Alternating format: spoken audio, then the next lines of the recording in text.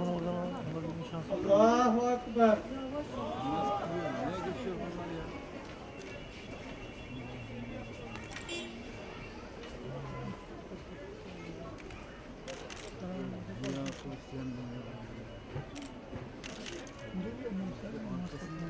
Allahu Ekber.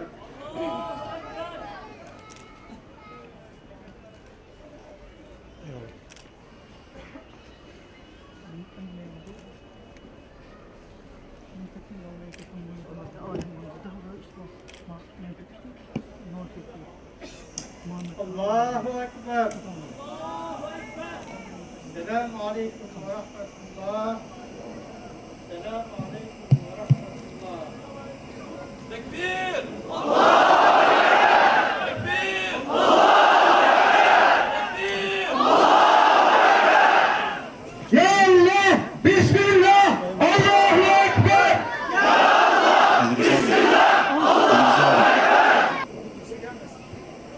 Saygıdeğer basın mensupları, sivil toplum kuruluşları temsilcileri, değerli hocalarım, hepinize davetimizi icabet edip Şeyhül Ulema Allame Muhammed Salih şehidimizin gıyabi cenaze namazına teşrif ettiğiniz için teşekkür ederiz. Bugün biz burada Doğu Türkistan'ın en büyük alimlerinden olan, bütün hocalarımızın üstadı olan Allame Muhammed Salih Damallam hocamızın şehadeti üzerine kendilerine dua etmek için, daha önce üstadın talebelerinden, yol arkadaşlarından birçok şehit olan alimlerimiz için dua etmek için ve bu yaşamakta olduğumuz elim ve hazin hadiselerin 2 milyarlık ümmetle paylaşmak için, derdimizi kardeşlerimize iletmek için burada toplanmış bulunuyoruz. Muhammed Salih Damallam kimdir deseniz, Çin Doğu Türkistan'ı işgal ettikten sonra 1949'dan ta 70'lere kadar birçok devrimler adına, sözde kültür ve medeniyet devrimleri adına adı altında milyonlarca insanı katletti. Dinimizin değerlerini, milli değerlerimizi yok etti. Kur'an-ı Kerim'i, ilmi eserleri, bütün ilim ve irfanla alakalı ne varsa yakarak, yıkarak yok etmiştir. Bütün alimlerimiz Çin hapishanesinde ya şehit olmuştur ya 30-20 sene esarette kaldıktan sonra 1980'lere girdiğimizde bir avuç ulemalarımız hapislerden topluma ulaşmıştır. Sağ kalmıştır.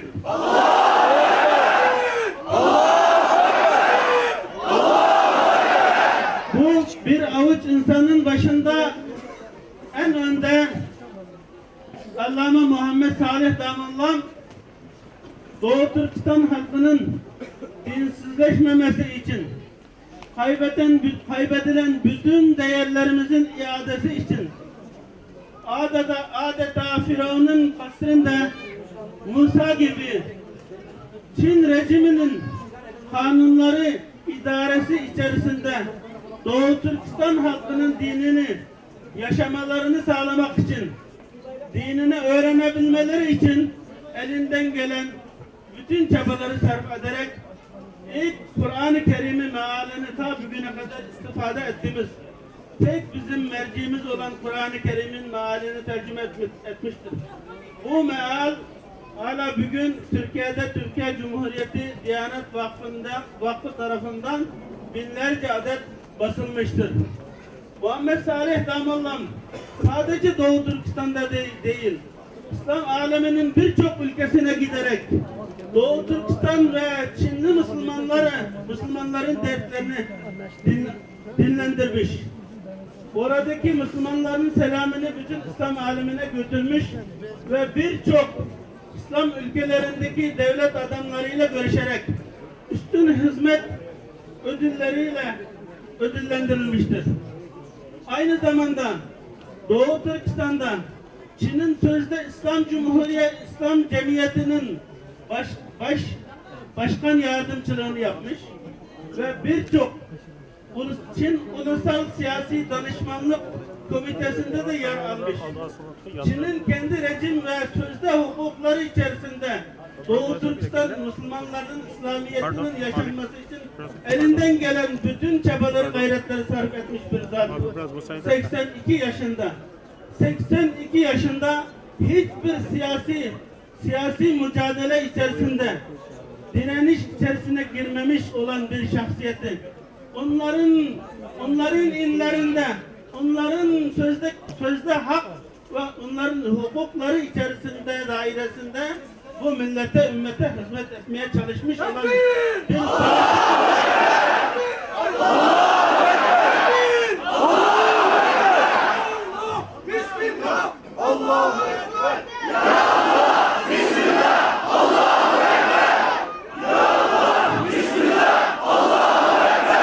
bu zatı 2015'te ev hapsine mahkum etmiştir. Ev hapsinde yaşayan, sağlık durumu iyi olmayan 82 yaşındaki bir zatı son daha yani 1,5 aydan daha biraz fazla oldu yakalayıp şehit ettiler. Daha birkaç ay önce 2017'nin sonlarına doğru Kaşgarlı Abdülhamit Damullam'ı da 80'li yaşlarda tutuklayıp hapishanede şehit etti ve bütün aile fertleri birçoğu Doğu Türkistan'da esarettedir ve bir kısmı Türkiye'ye kaçıp gelmiştir. Ve daha da Abdülkerim Damullam 30 senedir Çin'in esaretinde yaşıyor. Onun akıbeti hayat durumundan bilgi alamıyoruz. Daha 95 yaşında Abdülahad Han Mahdum büyük bir alim, Hoten alimlerinden 95 yaşında hala hapiste yatalık olan resimlerini burada göstermek istedik. Aile yakınları istemedi. Belki hayat kalmışsa ona zarar vermesin diye. Daha nice aydınlarımız var. İlham Tohti var. Daha birçok alimlerimiz var zindanda. Sadece bu değil. Bunları bahsetmek sadece Doğu Türkistan'daki genel durumun izahını sizlere göz önüne sermektir. Kardeşlerim, bizim başka amacımız yok. Bir hamasi bir toplantı yapmıyoruz. İnsanları kışkırtmıyoruz. Birilerini, devletleri ve ülkeleri, cemaat ve teşkilatları Çin'e karşı savaş açmasını talep etmiyoruz. Sadece yeryüzünden La ilahe illallah dedikleri için, Müslüman oldukları için yok öldürülen, şehit edilen bu insanlar için, kardeşleriniz için bir tek kelime söyleyin.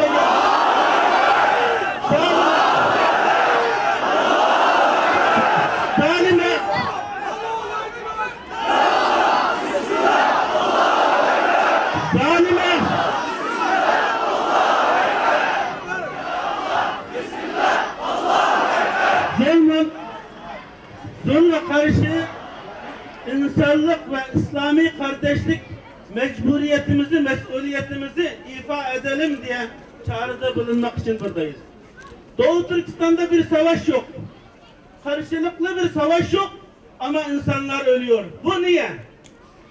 Doğu Türkistan'da karşılıklı bir savaş yok ama milyonlarca esir var.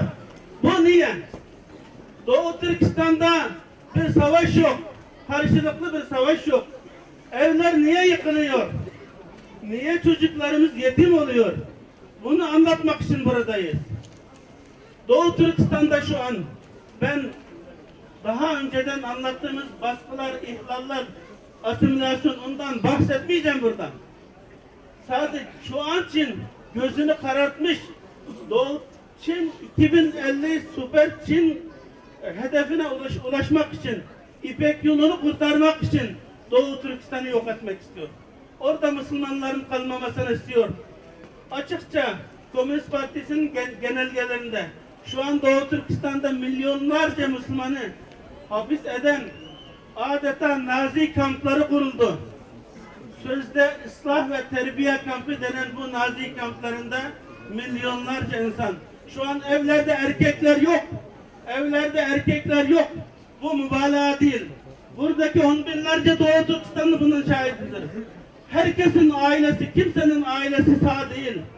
Onların evlerinde kalan bacılarımız ve çocuklarımıza bakacak insan yok. Şu an için tekrar yeni bir zulüm icat etti. Kahrolsun Kızılçin, kahrolsun komünizm.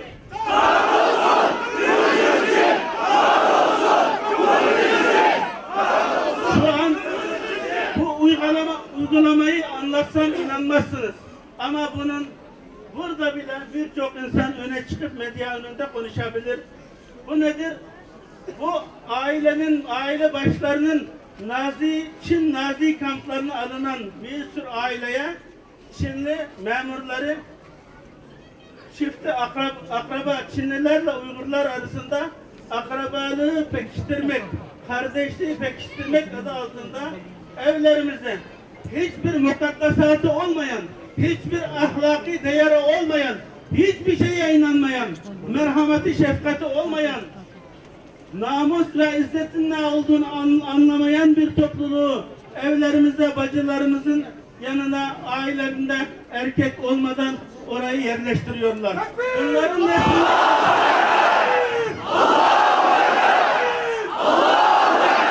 bunların videoları var. Onlar burada, yanımda da arkadaşlar var. Eşi, hanımı, annesi evlerde bu işlerle karşı karşıya kalmış. Daha bir hafta önce Kaşgar vilayeti Yarkent ilçesinde bir kişi bu Nazi kamptan çıktıktan sonra evinin ailesinin durumunu gördükten sonra kendi intihar etmiş. Bunun ses kaydı var. Medyaya bunu iletebiliriz. Bağlantı kurdurabiliriz.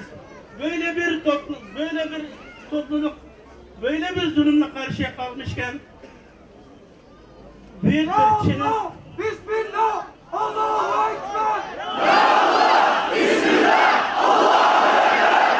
demek istediğimiz bu kadar zulüm varken Doğu Türkistan'da İslam aleminin hiçbir şey olmamış gibi, yokmuş gibi davranılması bizim ağrımıza gidiyor.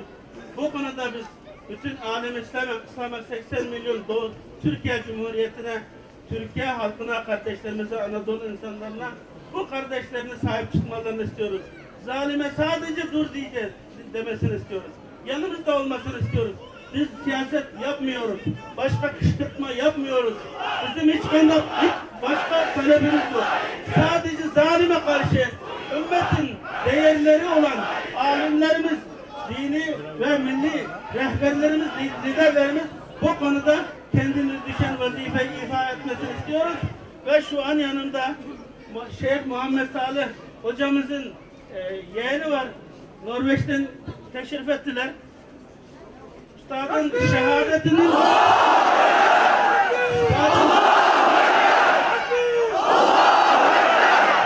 şehadetinin teyidini ancak ailesinden olan yeğeninden alabildik. Kendilerine söz veriyoruz.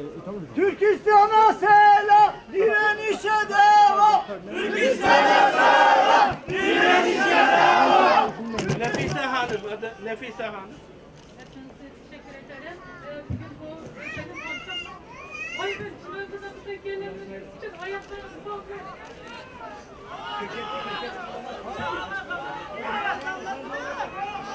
Benim amcamdan bu ölüm haberini ben bu Facebook'ta başkalarının yazdığı olduğunu haberini gördüm ve çok şaşırdım kendim. Sanırım bizim ailemde Allah'ın yüzü değişti. Hiçbiri Allah'ın kullanmadım haberini. Bir şekilde bir akrabalarınızla konuştum ve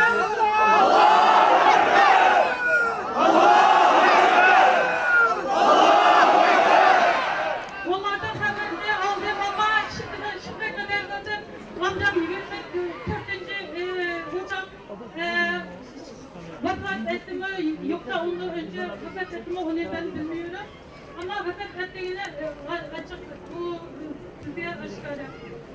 Benim amcam bir ömür halkça hizmet etmişti. Çin Tıpa Partisi'nin milletvekili olmuştu 10 sene. Hiçbir zaman kanunla aykırı bir şey yapmamıştı. Şimdi onun kızının din işleri araştırma nedeniyle ve eşi Ya Allah! Bismillah! Allahu Ekber!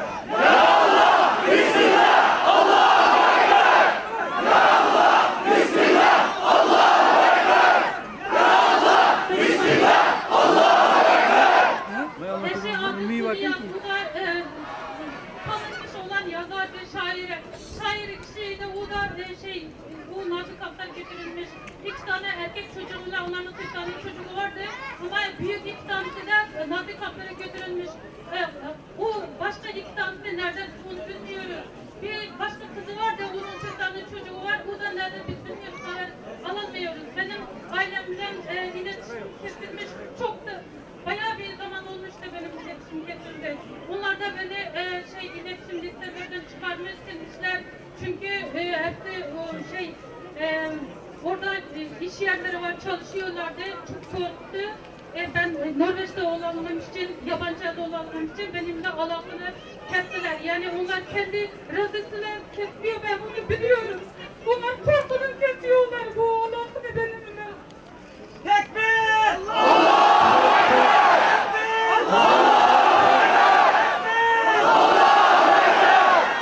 Ben şimdi burada Türkiye Sayın Başbakan Tayyip Erdoğan'la sesleniyorum.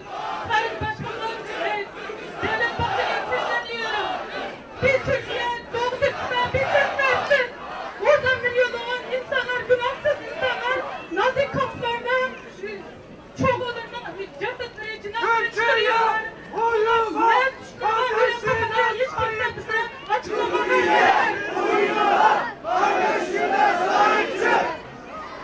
Ben şimdi burada Türkiye'ye sesleniyorum. Bu Nezire, Mehmet Salih ve Adil Tünyaz ve ondan başka benim bayağı birçok yeğenlerimden kamplara götürülmüşler. Onların hiçbir suçu yoktu. Ondan başka bunlarla götürülen her ilçelerden götürülen milyonlar insanların hiçbir suçu yoktu. Onların ellerinden metal parçası da yok. Hiçbir kanuna aykırı bir şeyler yapmamış. Yani biz bir cevap istiyoruz. Şimdi siz cevap versin. Neden götürdüler onları? Onların suçu nerede? Sadece suçu Uygur olanlar için ben bir cevap istiyorum. Ve bu Sayın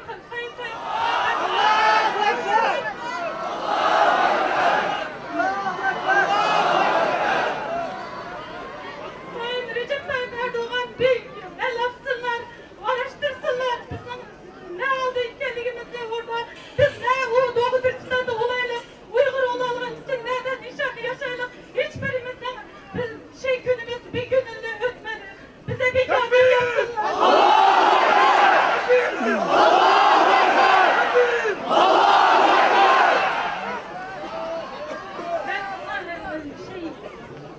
Cumhurbaşkanı Recep Tayyip Erdoğan lütfen bir araştırma yapın, bir sorayım onlardan. O Uygurların suçu ne? Türk'ün başka dostluğu yoktur. Bize sadece Türkiye yardım yapabilir. Sadece Türkiye. Ben yardım istiyorum Uygurlar için.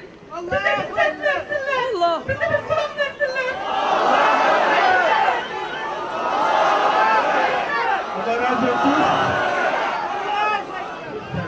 Ben bir şeyi zikir etmeyi unuttum.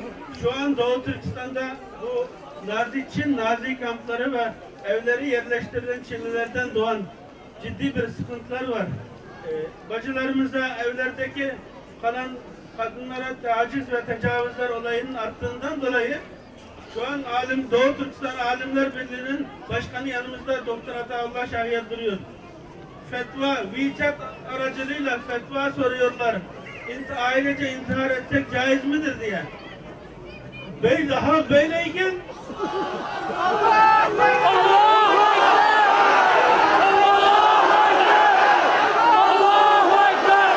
Müslümanlara hayat helal midir, reva midir?